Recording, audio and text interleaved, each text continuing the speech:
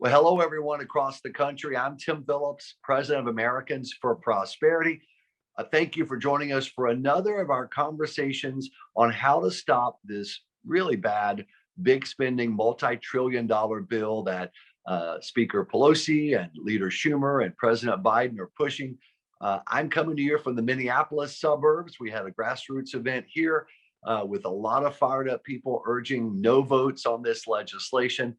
And thank you for joining us for another of our series of conversations with key leaders in Congress on where this bill stands and what we can do to stop it and protect the prosperity and freedom that's so important in this great country of ours. We have a very special guest, and introduce her is Akash Kugel, who is our Senior Economic Advisor on the policy front at Americans for Prosperity. Akash, take it away.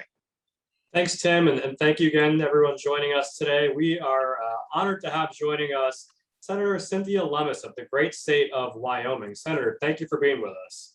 It's my pleasure, Akash. Nice to join you and Tim today.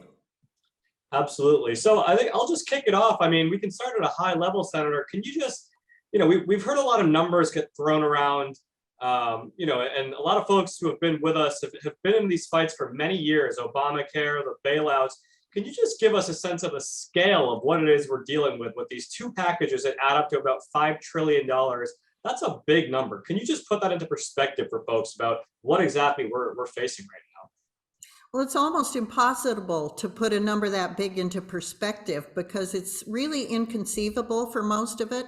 One analogy that I've heard of comparing $3.5 trillion, if you spend $4 million a day, it would take 2,500 years to spend $3.5 trillion. So these are inconceivable numbers.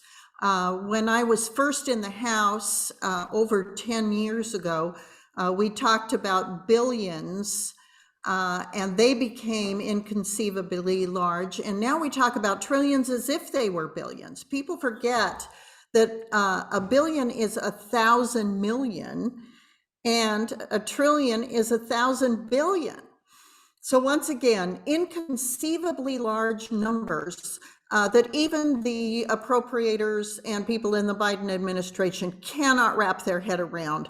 But we do know this, they want to wrap us in debt, in taxes, and in spending that we absolutely cannot afford and don't need. Yeah, I know out on the road at our Americans for Prosperity events, the thing I'm hearing so much, I heard it again here in Minneapolis, and that's the inflation. The higher gasoline prices, higher food prices, when folks go to grocery stores, and it's really a tax on folks on everyone, but especially on those who can least afford it. I think of the senior citizens I see at our events, they're on fixed incomes, or maybe that single mom on an hourly wage. And when they're paying 40 or 50 cents more a gallon for gas, or over $6 a gallon for hamburger meat, it's devastating for them. Can you talk a little bit about how these big spending numbers that you just detailed are driving some of this terrible inflation that we haven't seen the likes of, I think, since the Jimmy Carter era? Well, absolutely right. And of course, you and I, Tim, are probably old enough to remember that inflation. I'm not sure many in your audience are, but I'll give you an example about how bad it was during that time period. Interest rates, which went up to try to tamp down massive inflation, made it so agriculture loans were in the range of 14 to 18%. There were farms that were absolutely lost. People would lock up their small businesses and walk away and hand the keys to the bank. There were bank failures, and there were individuals whose whole life savings was wiped out trying to stay current on loans for their small family businesses or other loans. It was truly devastating. And younger people have not seen that kind of inflation and the dramatic effects it has on people and businesses probably since the Carter administration. So it's hard to explain how emotionally debilitating it is to be in inflation that high. But as we're seeing right now, grocery prices overall about 8% higher. We're seeing people that are processing beef getting 1,000 more per head, while the rancher's getting no more, and the rancher's costs are going up. And of course, then the person at the store is paying a higher price. And this is true throughout the economy. If you can get products, they're higher priced, and you probably can't get them for a while. While the Federal Reserve believes that some of these are what they call transitory or temporary, they've been settled into our pocketbooks for long enough that when I'm home, people don't believe it's transitory. I don't believe it's transitory. I think that these higher prices are going to be around for a long time. Now, we're happy to see that a shortage of employees has brought prices up, but by the same token, when you have to pay an employee more to be on the job, you have to pay more for the product or service they produce. So these are all reasons why this isn't temporary inflation. And that's why the Federal Reserve is considering raising taxes, or rather raising interest rates next year, even though earlier they had said that was off the table. It's all related to inflation. You mentioned employees and some of the challenges that employers are having. One of the things this $3.5 trillion package would do is it would massively expand the social welfare state. I mean, 4 new entitlements. We've already been through several months where even at higher wages, small businesses were having a hard time finding people to work. I mean, what impact do you potentially see of this bill's massive expansion of the welfare state on the ability of employers to fill open jobs and really get our economy humming again, and provide people with that upward mobility that they so desperately are looking for? Well, we're certainly seeing in Wyoming's lodging and restaurant businesses and others around the country that they're closing because they can't get enough people as servers and bartenders and drivers. Certainly in the trucking business, there's a shortage of drivers. So getting goods from ports into stores is taking much longer. We have a situation where it is so difficult to train a person and then keep that person in that job, that when we have an economy like this where there's over 10 million jobs that are not filled and the prices are going up, it just creates, it feeds on itself. We know from nursing shortages that nurses who are able to and willing to travel to places where, for example, COVID has produced a breakthrough outbreak, that nurses are selling their houses and going on the road because they can live cheaper and go where the hospitals are paying more. That puts hospitals in competition with each other around the country for whoever will pay nurses the highest price. So you can go from the healthcare industry to the leisure industry, travel and tourism. Nobody can keep the doors open all the time with the kind of shortages and cost increases they're incurring. Yeah. Ladies and gentlemen watching, we're discussing with Senator Lummis and Akash this bill that Washington, D.C., the Democrats are racing to push through. We talked about the debt. We've talked about the inflation it's driving. We've talked about the labor shortages, so much else. Make sure at this moment that your voice is heard. You can click that I volunteer link right there in the thread of this Facebook Live. You can make, with just a few keystrokes, but about a minute and a half or so, you'll make your opposition known to both of your United States senators and your House member. We are almost up to 2 million of your fellow Americans who have taken this step, who've either called through our switchboard, to their senators or House member, or they've sent emails via our system. Make sure you have your voice heard. It's a big moment for the country. We've seen the upheaval happening in this economy of ours in our country. And if this bill passes, it's going to be worse for families and businesses and really this entire country. Senator, we've discussed the spending side. There's also a big tax side to this legislation that the Democrats are pushing as well. Could you take a moment and walk us through some of the tax side of this and the negative impact that could have as well on us? Yes, certainly we've got corporate tax increases in there. Some people don't think that affects them. It does affect you if you have any savings in stocks or bonds. In the estate tax side, they want to increase that rate. They also are considering eliminating what's called the stepped up basis.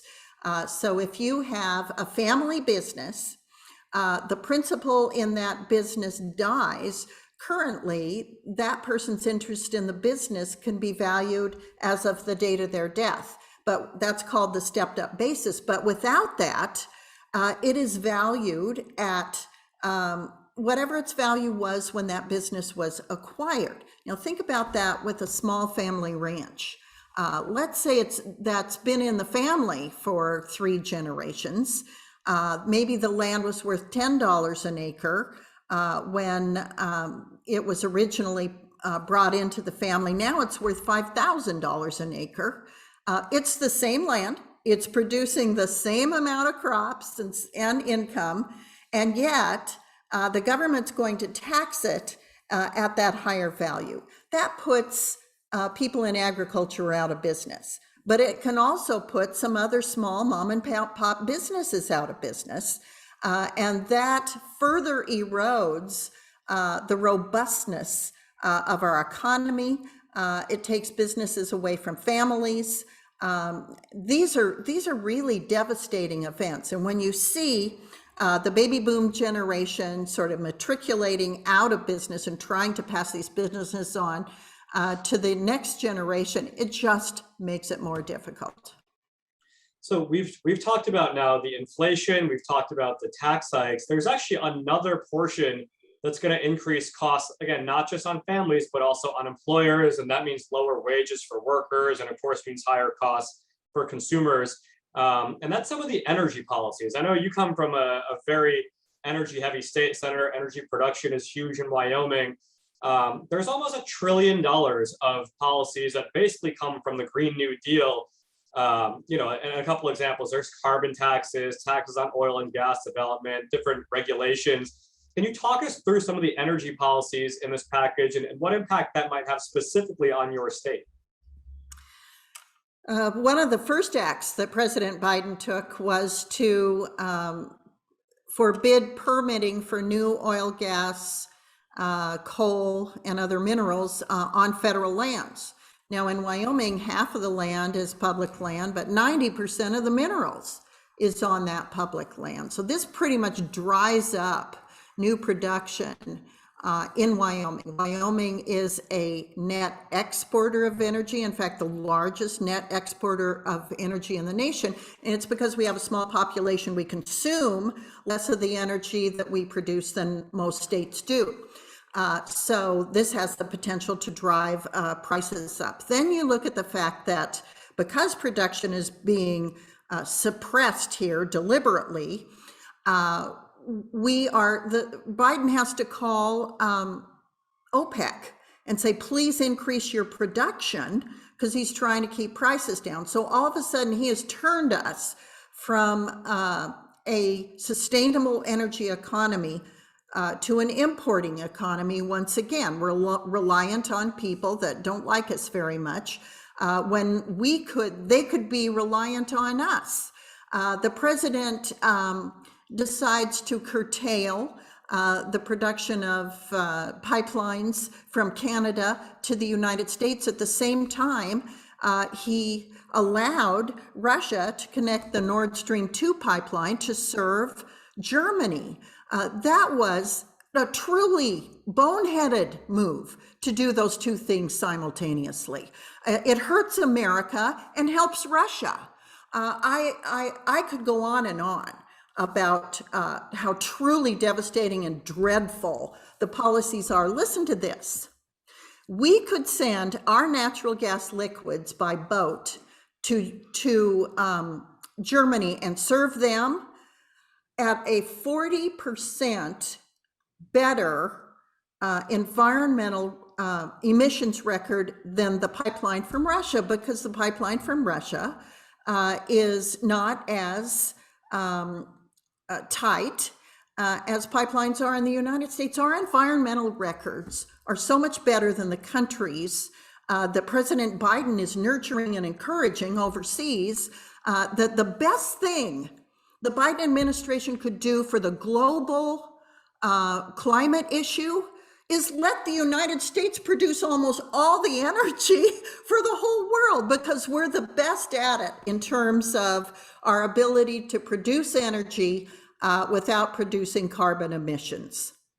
You make a great point. We became the #1 energy producer in the world over the last few years, while lowering our energy emissions. That's right. That's the very point you make. So while we're increasing production, which helps American manufacturing because our energy costs are lower for them to be able to compete with China and India and the rest of the world, we're lowering our emissions because our energy producers are so much better at protecting this environment, our environment, which we want to do. So that's a great point for people to realize. And it's one that when I hear the extreme environmentalists wanting to shut down American energy production, I shake my head, because it's going to raise pollution around the world, because the rest of the world simply can't do what we do with this. So thank you for bringing that up. One other area I wanted to cover, if we could for a moment, is the Bernie Sanders drive of Medicare for all. You know, my mom is 85. She's on Medicare.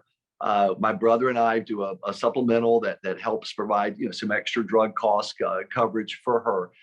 And what she always, what she has talked about before is Medicare for everyone means Medicare for no one. In other words, people like my mom who rely on Medicare, if you pull 130 or 40 million Americans off employer plans, which they like, by the way, they're good for them, it works for them and their loved ones, and dump them into government-run Medicare, they're going to get less choice in care. And then people like my mom are going to struggle too. Can you give us a sense of, what the threat level is in this bill as Bernie Sanders and others try to expand Obamacare using this spending bill? Well, as I understand it now, they want to change the age that you're eligible for Medicare to 60. The minute they do that, it's going to cost every single working person in this country 12% more right out of the top of their paycheck. So if you're a working person and the Biden administration is telling you, oh, this isn't going to affect the middle class, this isn't going to affect the working poor, it's going to affect every single one of them. If they get a paycheck, they're just take 12% off the top of that paycheck. So people younger than me, from 60 to 65, can get on Medicare. Most of those people are still working. Most of those people still have health insurance that through their employer. And most of those people, quite frankly, are better off financially than the young people that would be asked to pay for it out of their paycheck. I think it is one of the most sinister notions in this bill when it comes to how it will affect young people, young families, people who are trying to pay off student loans, buy houses, pay for cars, pay for college for their kids. It really hits them hard. This is such a great point, right? Is the president keeps promising that this package won't raise taxes on anybody under $400,000 a year, but as you just explained, Senator, that's simply not possible, right? The spending is far, far too much for it not to impact not even just the middle class, but lower income folks. So, the Joint Committee on Taxation just said that folks with incomes as low as $30,000 a year will be hit. Now, it certainly seems as Tim travels across the country, as I do events with our activists, people are starting to get this, right? We've seen energy this year that we haven't seen in over a decade. Can you talk to us a little bit about how that energy is translating? It certainly seems to be slowing down the process, and there seems to be some hesitation to moving this package forward, which they could have done on a partisan basis. And so what impact do you see of the actions that our activists are taking? What impact are you seeing on Capitol Hill? Well, it's extraordinarily helpful that they continue to weigh in, that the American people weigh in. That senators and House members are very sensitive when they get calls or texts or messages from their constituents. If their constituent say, we're watching you and we know what's in this bill, and we know that you are going to have to pay for this with a payroll tax that I'm going to have to pay as a person who is in lower middle income salary range, that registers with members of Congress.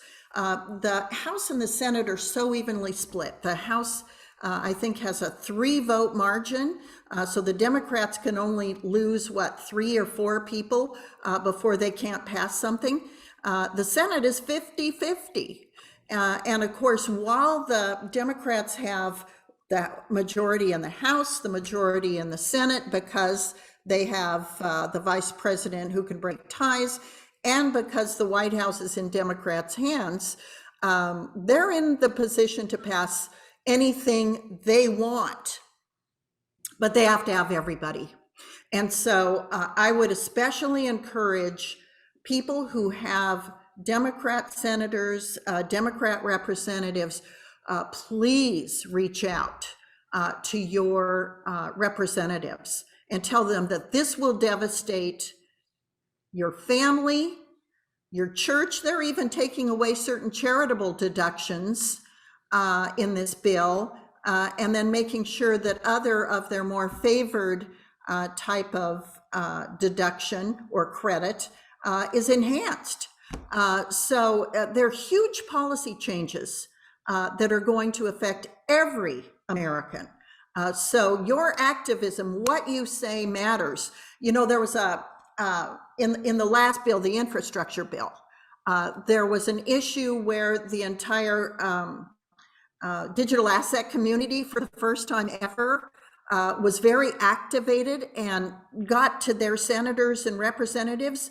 And I know it made a huge difference. I saw it personally because it was an issue that I was involved in and working on. I'm telling you, people make a difference. It's still a representative democracy. They will not turn their eyes against their own constituents. So please, please continue to be vocal about specific issues in the bill you don't like, or the overall effect it's going to have on everyday working Americans.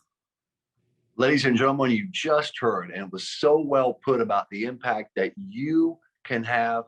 It was stated by Senator Cynthia Lummis from Wyoming, the great state of Wyoming. Senator, thank you for fighting this fight. We're right there with you. I want you to know we've got your back on this. Thank you. And folks, you can make a difference. They're looking down the road. Make sure that you can turn back and say, at a key moment for the country, I made my voice heard. Yes. I clicked on that iVolunteer link. I called my senators, my House member. I went on social media and I posted to this to let folks know how important this moment is. Do your part. We urge you to do it. I'm Tim Phillips. We're going to stay at it at Americans for Prosperity. We're in Salt Lake City, Utah tomorrow with a big event in Lehigh, the southern suburbs of Salt Lake. We're going to keep at this together. I think we can win. We can win this. Thank you all very much.